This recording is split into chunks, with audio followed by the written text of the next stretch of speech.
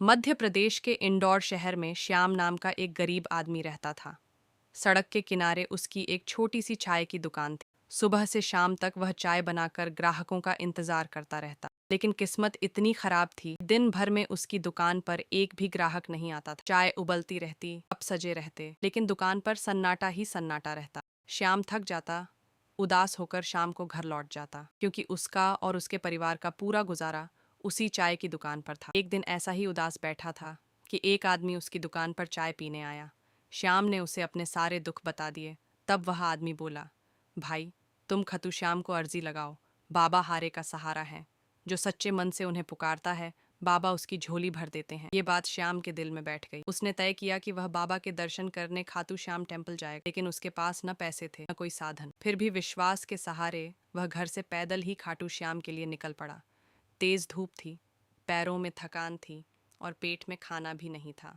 लगभग 5 किलोमीटर चलने के बाद उसे चक्कर आया और वह सड़क के किनारे गिर पड़ा। थोड़ी देर बाद वह एक पेड़ के नीचे बैठ गया। रोते हुए उसने कहा, हे बाबा श्याम, के दर्शन करने आ रहा हूँ, बस मेरी मदद कर दो। उसी समय सामने से एक कार आकर रुकती है। कार से एक आदमी उतरता है और पूछता है, भाई क्या हुआ, आप यहाँ क्यों बैठे हो? वह उसे पानी देता है। पानी पीने के बाद श्याम कहता है, मैं खाटू श्याम जा रहा हूँ, लेकिन मुझे रास्ता भी नहीं पता और मेरे पास पैसे भी नहीं है। आदमी मुस्कुराकर कहता है, जयपुर जा रहा हूँ, आओ मैं तुम्हें रास्ते में छोड़ देता हूँ। श्याम को जैसे भगवान मिल गए। वह कार में बैठ जाता है। कुछ ही घंटों में वे जयपुर पहुँच जाते। वह आदमी कहता है, खाटू श्याम जा रहा हूँ, चलो तुम्हें वहीं तक छोड़ देता हूँ। कुछ देर बाद कार खाटू श्याम मंदिर के पास रुक जाती है। कार से उतरता है। वह आदमी कहता है, आओ बाबा तुम्हारी सुनेंगे। हम धन्यवाद कहकर मंदिर की ओर चलने लगता है, लेकिन अचानक जब वह पीछे मुड़कर देखता है, कार भी गायब, वो आदमी भी गायब। हम समझ जाता है ये कोई साधारण इंसान नहीं था, ये तो स्वयं खाटू श्याम बाबा थे, जो मेरी मदद करने आए थे।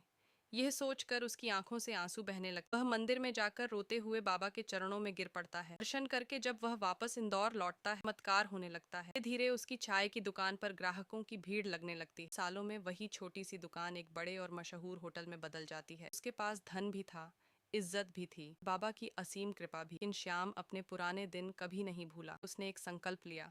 उसने ठान लिया कि हर साल खाटू श्याम के मेले में वह बाबा के नाम से भव्य भंडारा करेगा। आज भी हर साल खाटू श्याम के मेले में श्याम अपने हाथों हजारों भक्तों को भोजन कराता है। भंडारे में करीब 1 करोड़ रुपए खर्च होते हैं। दूर दूर से आते हैं और कहते हैं, देखो यही वो आदमी है जिसे बाबा श्याम ने खुद रास्ते में सहारा दिया। श्याम मुस्कुराकर बस इतना कहता है, सब मेरी मेहनत नहीं, सब मेरे बाबा श्याम की कृपा है। और सच ही कहा गया है, हारे का सहारा बाबा श्याम हमारा। जय श्री श्याम।